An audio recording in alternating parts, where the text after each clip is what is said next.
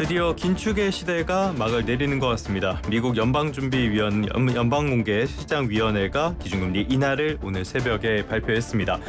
2008년 이후 처음으로 0.5%포인트 금리 인하를 단행을 한 건데요. 그러면서 고금리 시대가 막을 내렸다라는 평가가 나오고 있습니다. 이번 인하 발표 전 세계적인 경제 그리고 우리 경제에 어떤 영향을 미치게 될지, 또 우리나라 중앙은행의 판단에 어떤 영향을 미치게 될지 이정환 한양대학교 경제금융대학 교수와 이야기 나눠보도록 하겠습니다. 교수님 어서 오세요. 예, 안녕하십니까? 연휴는 잘 보내셨습니까? 연휴는 육아와 함께하는 연휴를 이렇게 잘 보냈습니다. 원래 애가 있으면은 그럴 수밖에 없는. 맞습니다. 예, 원래는 저기 차영주 소장님과 파트너로 나오셔야 되는데 오늘은 긴급한 일이 있어서 긴급 진단으로 모시게 됐습니다. 자, 이번에 연준이 예상대로 기준금리 인하를 했어요. 4년 반 만에 인하인데 이번 인하의 시사점 총평을 하시자면 어떻게 보시겠습니까? 사실 이제 지난주만 해도 이게 B컷을 할 거라는 확률이 3분의 1 정도. 그다음에 베이비컷이 정확한 용어는 아니지만 쉬우니까 베이비컷을 할 확률이 이제 한 3분의 2 정도로 해서 우리가 0.25% 포인트를 내릴 거다라는 의견이 되게 우세했는데, 주말에 월스트저널의 어떤 논설 같은 거라든지 연준 인사 주말 지나면서 이제 연준 인사들의 발언이 약간 밸런스가 깨진 게 아니라 밸런스가 깨졌다는 얘기는 우리가 연준이 고용하고 아니면 물가를 동시에 잡아야 되는데 지금 금리 수준 물가에 너무 타겟팅한 게 아니라는 의견들이 계속 나오면서 이러한 밸런스를 빨리 찾으려고 하면은 기준금리를 B컷을 해야 된다는 얘기가 나오더니 일주일 만에 확 변했거든요. 확 변했어요? 일주일 만에. 그러니까 지난주만 해도 체계적으로 금리를 내려야겠다는 얘기들이 굉장히 많이 나오면서 연준이 점진적으로 가겠구나 생각했는데 이번 확 바뀌었다라고 보시면 될 것 같고, 사실 이번 9월 FOMC의 가장 큰 이슈는 지금 말씀드린 것처럼 작게 줄이느냐, 작게 내리느냐, 크게 내리냐 이 이슈였는데 크게 내려서 어떻게 보면은 이제 환영한 일일 수도 있고 환영한 일이 아닐 수도 있다. 이렇게는 아마 말씀드릴 수 있을 것 같습니다. 근데 환영한 일이라는 평가는 이제 인플레이션 잡혀간다라는 이야기겠고요. 자신감이 있으니까 금리를 적극적으로 낮추겠다는 평가고, 환영하지 않는 쪽의 입장은 어떤 거냐면 실업의 문제가 심각하기 때문에 이렇게 기준금리를 빨리 내려가지고 실업률에 대응하고 있는 것이 아니냐, 이런 식의 두 가지 해석이 다 가능한 상황이라고 보시면 될 것 같습니다. 알겠습니다. 이른바 B컷을 단행했다. 말씀하신 대로 아무런 근거도 없는 용어긴 한데 우리에게 너무 익숙해져 버린 용어기도 해요. 아무튼 50bp 인하를 선택을 하면서 그 배경에 관심이 쏠리고 있는데요. 사실 저는 이걸 보면서 미국 경제가 그렇게 나쁘지 않은데 이렇게 50bp 인하까지 해야 되나? 라는 생각이 들었거든요. 이렇게 결정적인 영향을 주는 지표 어떤 게 있을까요? 사실 이제 미국 경제 기업들만 보면은 경제 지표가 나쁘지 않습니다. 흔히 말하는 이익률 지표라든지 매출 성장 지표 같은 것들이 나쁘지 않거든요. 매출이 나쁘지 않다는 건 소비가 잘 된다는 이야기고요. 이익이 높다는 건 그만큼 공급에 비해 수요가 많다는 이야기이기 때문에 아직 경기 침체로 가는, 이익률 이런 차원에서 보면은 경기 침체로 가는 지표는 안 나타나고 있었다라고는 이해하고 있습니다. 근데 이제 문제가 되는 것이 사실 실업률이었다라고 생각을 하고 있고요. 실업률의 수준은 문제가 아니고, 수준은 미국의 중립 실업률이 한 4.5%까지 보면서 좀 중립 실업률이라는 게 뭔가요? 중립 실업률이란 미국의 경제가 평균적인 상황일 때 이제 장기적으로 봤을 때 어느 정도 실업률을 달성해야 이게 안정적이냐, 이게 중립적인 입장에서 보는 중립 실업률이라고 보는데 그게 한 4.5% 정도인데 지금은 한 4.2% 정도거든요. 그렇죠. 오히려 이제 경기로 보면은 호황일 수 있는 지표긴 한데 올해 초에, 그러니까 작년 말에 비해서 실업률이 올라가는 속도가 좀 지나치게 빠른 거 아니냐. 그러니까 최저점을 찍었을 때 3.5까지 내려갔는데 지금 4.2까지 올라갔다는 얘기는 0.7% 포인트가 빠르게 올라갔다는 이야기고, 이렇게 빠르게 올라간 지표들이 좀 부정적이다. 이게 경기가 갑자기 실업이 많아지게 되면 또 미국은 실업이 되면 보험 같은 것들, 그러니까 건강보험 같은 커버리지 같은 것도 많이 줄기 때문에 좀 어려워지는 상황들이 발생을 하거든요. 이런 것들의 고려가 있었고요. 그다음에 최근 고용 지표들 보면은 예측보다 다 부정적으로 나와서 좀 그렇죠. 그냥 그 일자리 수 증가라든지 이런 것들이 한 10% 이상 나쁘게 나오면서 좀 문제가 됐던 것이 아니냐. 결국은 이제 고용 관련, 그러니까 기업 차원에서 문제는 아닌데 고용 차원에서 실업률이 빠르게 증가하고 있고, 그다음에 고용 지표들, 사실 일자리 수 증가라든지 이런 지표들이 예측보다 안 나온 것들이 좀 영향을 미친 것이 아니냐. 반면에 인플레이션 지표는 좀 잡혀가고 있다라는 자신감을 보이고 있어서 이 고용 쪽에 초점을 맞춘 결정이라고 보시면 될 것 같습니다. 그러니까 여전히 실업률 자체는 안정적이긴 한데 올라가는 올라가는 속도가 좀 빠를 수도 있다. 그런 것들이 영향을 미쳤다. 그러면 앞으로도 뭐 이렇게 쭉쭉 내리겠답니까? 파월 의장이 뭐랍니까?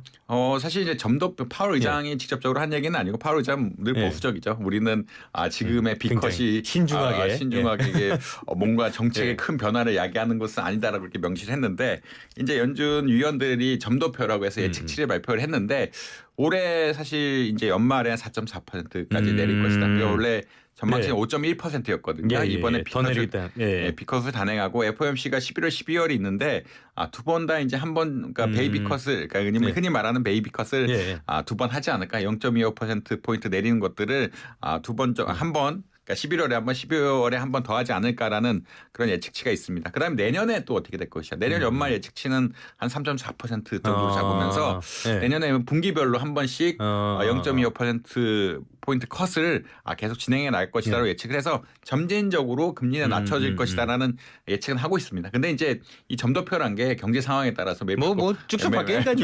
사실 그러니까 지난번만 해도 5.1%는 갑자기 이제 0.5% 포인트가 내려가면서 좀 많이 바뀐 건데 0.7% 포인트가 많이 바뀐 건데 좀 바뀔 수는 있다. 뭐 데이터를 보면서 하겠다는 이야기긴 하지만 지금 상황이 계속된다고 하면은 아마 금리 경로가 이 정도쯤 되지 않을까 참고하시면 될 것 같습니다. 그러니까 이번에 50bp를 내리긴 했지만은 이게 일반적인 경로이지는 않을 것이다. 라는 정도로 보면 되는 건가요? 조금 많이 내렸다라는 평가는 있는 거. 그러니까 연준 의장이 오히려 이게 거꾸로 이게 뭐 굉장히 정상적인 어떻게 의견이었다 얘기하는 것은 조금 크게 내렸다라는 뭐 반증이 그러니까 이제 여기서부터 해석의 영역인데 뭐 반증이 될 수도 있는 이런 상황이라고 보시면 될 것 같고 근데 기준금리 자체는 인플레이션 잡혀가고 있고 실업 같은 상황에 대해서 우려를 하고 있기 때문에 아무래도 적정한 수준 그러니까 적정한 페이스에 따라서 내려갈 것이다라는 예측은 이제 충분히 할 수 있도록 연준 위원들의 전망치가 나왔다라고 보시면 될 것 같습니다. 알겠습니다. 그런데 개인적으로 조금 이상하다기보다는 이례적으로 좀 보였던 거 소수 의견이 있더라고요. 우리나라 금통위에는 소수 의견이 자주 나오지만 연준에서는 뭐 별로 못 본 것 같은데 이번에 소수 의견도 있었어요.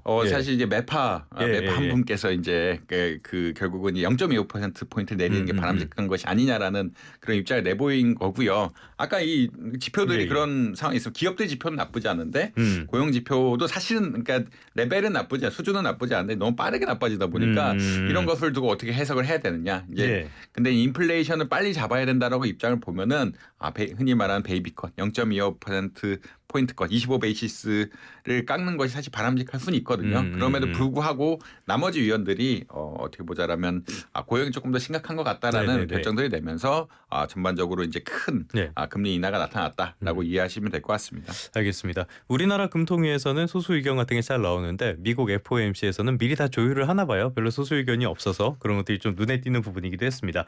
이번에 실업률, 인플레이션 전망치 이런 것들도 뭐 조금 더 안 좋은 방향으로 조정을 했는데 그러다 보니까 이게 시장에는 좀 안 좋은 신호가 됐나 싶기도 해요. 발표 직후에는 주식시장이 막 오르다가 그 다음에는 다 반락하고 막 이런 흐름이 있었는데 그렇다면 경기 침체에 대한 우려 이런 것들이 작용됐다라고 볼 수 있는 건가요? 뭐 약간은 작용했다라고 보시면 될 것 같고요. 근본적으로 이제 주가란 것은 금리가 내리면 좋고요. 금리가 내리면은 아무래도 이제 투자가 잘 이루어지고 투자가 잘 이루어지면 기업 성장이 빨라지고 근데 자금 융통이 좋아지기 때문에 기업들이 좋아지는 이런 측면이 있고 두 번째는 이제 경기가 좋아져야 기업 주가가 오르게 되는데 사실 지금은 이 두 가지 요인들이 혼재돼서 나타났다라고 보시면 될 것 같습니다. 사실 이제 기준금리 인하에 대한 기대감도 워낙 많이 형성되어 있기 때문에 기준금리에 대한 것은 오늘 이미 반영된 것이 아니냐라는 의견이 있고 그다음에 이제 파월 의장의 발언 자체가 너무 이제 고용 쪽에서 좀 염려하는 이런 의견들. 그러니까 리세션이라고 흔히 말하는 경기 침체, 경기 하강이 아니라 경기 침체를 약간 잘못 이야기한 케이스가 있었거든요. 마지막 그 담화할 때 그러니까 기자회견할 때 이런 의견들이 있으면서 좀 경기 침체에 대한 우려에 대해서 조금 더 문제를 둔 것이 아니냐. 그러니까 연준이 금리를 많이 내렸고 금리를 많이 내린 것이 경기 침체가 진짜 올 수도 있지 않을까라는 우려 때문에 그런 상황이 좀 발생했다라고 보시면 될 것 같습니다. 결국은 주가란 것이 금리하고 경제 성장이고 경제 성장 쪽에서 우려가 생기면 또 주가가 빠질 수 있는 이런 요인이 된다라고 이해하시면 될 것 같습니다. 알겠습니다. 이번에 또 관심을 받았던 게 대선을 앞두고 있기 때문에 이런 것들도 좀 관심사였거든요. 실제로 트럼프 후보는 대선 전에 금리 내리면 안 된다 이렇게 강조를 하기도 했었고요. 뭐 이게 해리스 후보한테 유리하게 작용할 가능성 어떻게 보십니까? 사실 이제 금리를 내리게 되면은 주가가 오른다라고 보실 수 있을 것 같고요. 미국 연금은 뭐 우리나라도 이제 그 주식시장에 투자를 하고 있지만 개인 계좌가 많고 개인들이 얼마 돈을 가지고 있는지 확인이 쉽습니다. 네. 그만큼 또 주식에 많이 미국 주식에 많이 들어가 있는데 금리가 내려가게 되면 미국 주식이 올라가게 되고 미국 주가가 올라가게 되면 자산이 늘어가게 되고 자산이 늘어가게 되면은 물가가 상승했지만 우리가 잘 살게 된 게 아니냐, 민주당이 잘한 게 아니냐라는 큰 로직 하에서 움직일 수가 있기 때문에 예. 그리고 개인 투자자들도 세이빙 어카운트 흔히 말하는 저축 계좌에 이러한 뭐 주식 같은 것도 많이 가지고 있기 때문에 자산 효과를 무시할 수는 없거든요.